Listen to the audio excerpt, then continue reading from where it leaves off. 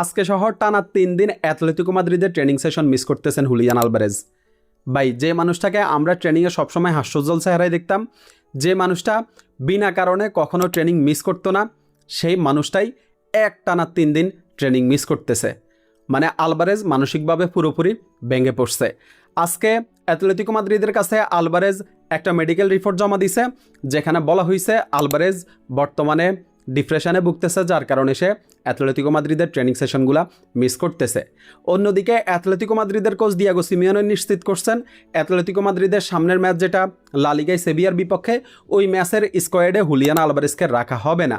Simeone বলছেন যে Alvarez বর্তমানে ভালো অবস্থায় নাই, ও ভালো অবস্থায় ফিরলে আমরা আবার ওকে স্কোয়াডে রাখবো এবং আমরা আবার ওকে নিয়ে প্ল্যান করব। মানে আলভারেজ কোনোভাবেই অ্যাথলেটিকো মাদ্রিদ থেকে মুক্তি পাবে না, এটাই মনে হইতেছে। অ্যাথলেটিকো মাদ্রিদের সিইও গিলমারিন বলছেন যে আলভারেজের বার্সেলোনায় যাওয়ার সম্ভাবনা 0%। মানে অ্যাথলেটিকো মাদ্রিদ কোনোভাবে আলভারেজকে তার স্বপ্ন পূরণ করতে দিবে না।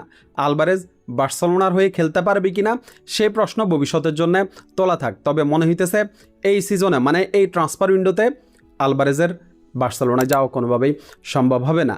আলভারেজ আসলে ভিতর থেকে পুরোপুরি ভেঙে পড়ছেন। আলভারেজ এই অবস্থা থেকে কবে নাগাদ কামব্যাক করতে পারবেন, সেটাই এখন দেখার বিষয়।